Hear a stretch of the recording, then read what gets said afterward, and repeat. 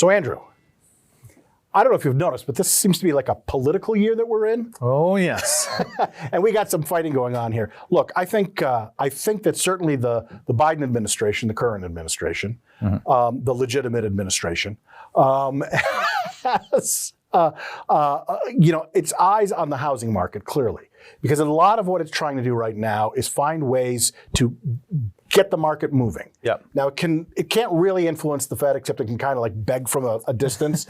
Please bring these rates down. You want your job next year, right? But what it's doing is it is looking at ways to bolster the housing market by sort of igniting it a little bit. And so they're coming out with proposals, and I don't want to get knee deep into every proposal, right? But the idea is that they want to start giving like tax credits for first-time home buyers or move-up home buyers who free up their homes for first-timers.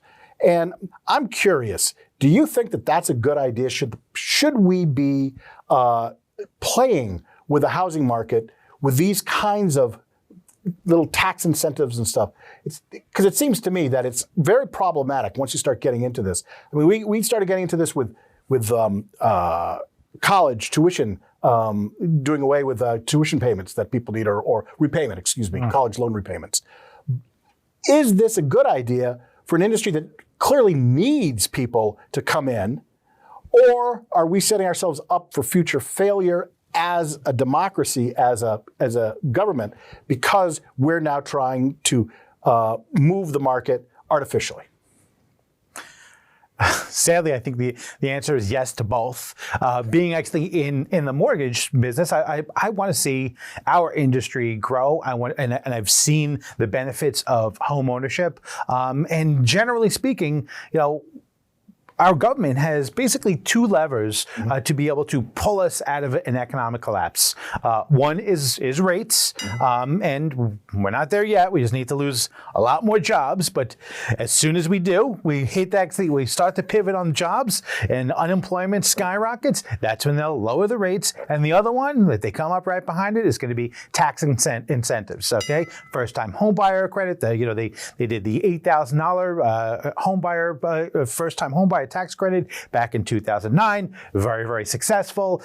Just really injected a lot of business and helped jumpstart our economy. So I like that. I'm hoping for that as someone actually who's someone in the industry, and we want to see our industry grow. We want to see our folks are out there who are out there struggling. I mean, there's a lot of blood on the streets. We want to see them get business again. Do you think there's a big difference between what happened in 2009 scenario, right? I mean, in 2009, what we had were foreclosures everywhere we looked. Oh yeah. Right. It was a massive literally a bloodbath in the marketplace, the real estate marketplace. People were losing homes. You couldn't get mortgage rates were sky high. There was all these issues that we had at the time. This is not the same scenario where we can sell every home that hits the market pretty much at this point. It's just a question whether anybody can afford it. But that I think actually gets to another question. If we can currently sell every house that hits the market, which we probably do, that means that there are people who can afford it. And if we're talking about a pure marketplace, pure capitalism marketplace, then we should say, that's fine, we're good, leave it alone. What we're trying to do is create some incentives to bring people into the marketplace who can't necessarily afford to be in it. Now, I think the real question once we do that has to be, does that make sense? Are we setting those people up for failure? If they currently can't afford it, where are we going to be when we help them get in the house, then they incur all these expenses of home ownership and now still can't afford it? So the answer is, housing counselors, making sure actually that we shouldn't be loosening up underwriting guidelines.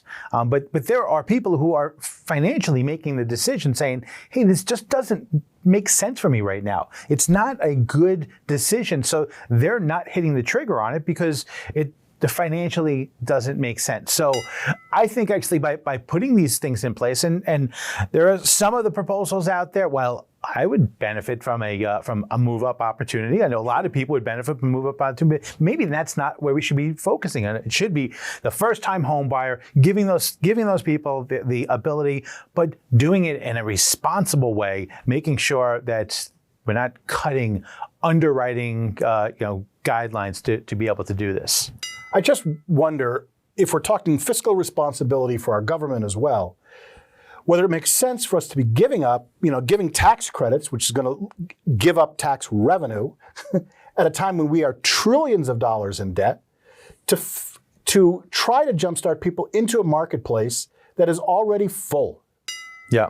So, from an overall government fiscal responsibility standpoint, I'm not sure this is the best thing to do. I do understand that from an economic standpoint of just people who are in the industry going, anything we can do to put people into this, I think it's great.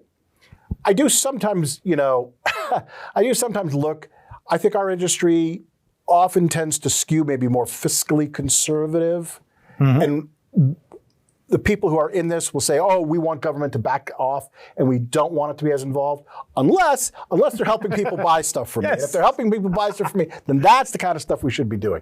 I know that there's pluses and minuses in all of this. We only have a short amount of time. But I do think it's interesting to see all of a sudden these things are percolating. It is an election year. Mm-hmm. And I think that certainly the government is going to, I think the current administration, as any administration in power would probably want to do, they're going to do everything they can to juice this economy to make sure that it looks pretty good come November.